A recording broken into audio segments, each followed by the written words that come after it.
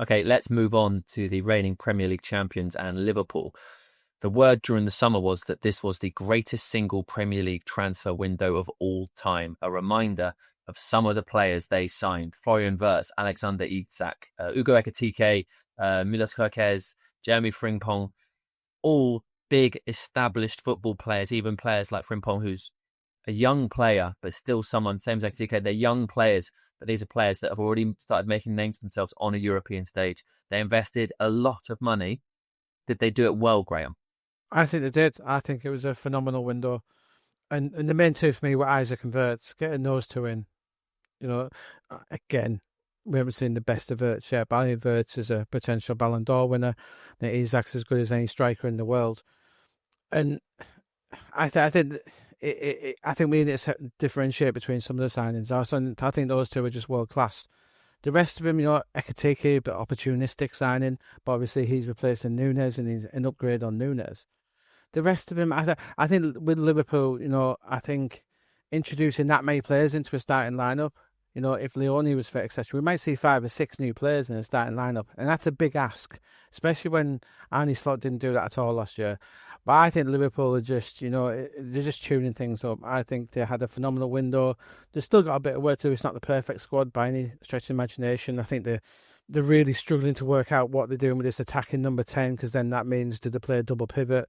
Something that McAllister's not really used to or wanting to do. So it's not a dissimilar problem to United in some ways in that midfield. But yeah, phenomenal window. I loved everything about it, including the big sales as well. They do Darwin Núñez, getting big money for him. Luis Diaz, I think it was right to move him on.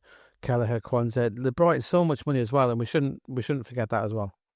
Dan, as a United fan, what was your view of watching Liverpool's window? And then, how do you feel now that it's happened? You've seen those players arrive, but we're in October, so maybe people aren't performing in the manner that they were expected to. On paper, it's an explosive squad, but I think the fear from just trying to place myself from Liverpool perspective, the fear would be that they don't have the defensive solidity, but they're going almost too attacking. And you've seen it with the goals they've conceded. They've conceded 9 goals this season. Arsenal have conceded 3. So I'm a little bit wary of talking them down ahead of United v Liverpool coming up this weekend. But it's not clicked completely for them, even in attack. I think Isak's had a bit of a slow start just due to the long drawn-out saga of the summer and not being able to do a pre-season. Wirtz hasn't hit it off at all for Liverpool so far. Probably next weekend he will. But overall, I'm wary that they're going to go and win number 21.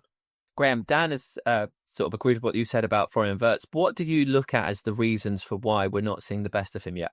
I think it's a couple of reasons, Sam. It's all these other new players that are in there. They are adapting. They don't really. I don't think Arne Slot and Liverpool know what their best 11 is at the moment, which I guess it's quite a nice problem to have. We don't know is who's first choice on the left, and we've seen the exciting Rio Naguma coming through as well. Does he ever say in it?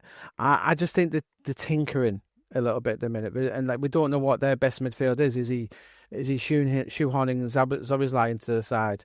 Kerkez and Frimpong worry me a little bit. I don't see them as major upgrades. I think if Bradley and Robertson are starting, I think I'd go with that ahead of those other two for now.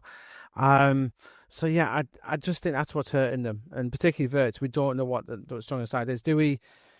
I do wonder, does he go back to last season with Szoboszlai, McAllister and Gravenberch, and then we see Wirtz playing off the left maybe? And the elephant in the room here, which I know nobody is really talking about. Mo Salah's had a poor start to season, a really, really poor start to season, on going by his massive standards. So I think all in all, and I'll say, I think there's only one, maybe 2 Liverpool players who are playing to form. I think Alisson was before he got injured. I think Van Dijk's been pretty good, but Gravenberch is the only one who was hitting the heights of last season. Don't think any other player is at the moment. Let me ask you this. Do you think Salah is suffering in the same way that maybe the rest of the Liverpool squad is suffering? Is it too much all at once? Are these too many good players that want to start? Because this was a football team who relied on Mo Salah to score their goals last year, so they didn't necessarily need a consistent goal-scoring number 9, and they got rid of Darwin Nunez and Luis Diaz and allowed those players to go. But now they've brought in 2 because Ekitike wants to be the number 9, and so does Alexander Isak, and they have to balance. They've spent a lot of money on those 2 players. They're going to both want to play. We've seen them trying to play both. How do you get those 2 in the squad and not ruin Mo Salah? I think Ekitike can play off the left quite easily. He grew up admiring Kylian Mbappe, if you remember. So I think he could play off the left quite easy. That could easily be a front 3 we see going forward. Ekitike, Isak and Salah. I don't see that. And it's just how do you get a player back in the form? And obviously FSG's hope, having handed Salah probably the biggest contract ever in Premier League history at someone of his age, that it is just a lack of form and we're not seeing a Son type dip, what we saw at Tottenham. Well, I was wondering, do you think the team is still geared for Mo Salah to score those goals and to get that number of assists? Or do you think, because if you think of, say, Liverpool winning the Champions League and the players just playing with them, Sadio Mane, but then Robert Firmino is doing a lot of the dog work, whereas Ekitike and Isak and Mo Salah are all that incredible, polished, finished goal scorer, assist getter. There's not that runner in there. I think that was the whole point of bringing these other players in, though, Sam. They were too reliant on Mo Salah.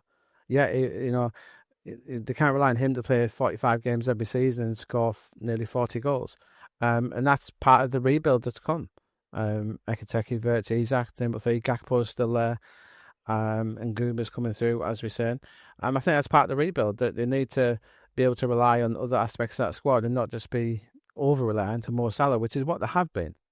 That's an excellent point. Dan, have you enjoyed that this Liverpool team is not perfect? To start the season where they were just winning and winning and winning through last-minute goals and it seemed inevitable, is it a relief to see them drop some points? I think from a United perspective, we've probably got bigger problems to worry about than Liverpool's form. But when you do see them drop points, you think, okay, maybe that's a good thing, especially with them coming up next. So I think Salah was so good last year, going back to him, that you can't necessarily legislate on that being repeatable every single year at his age. So they have done the smart thing in trying to find big new talents they can build around. And I think it's just a bedding in process for that front 3.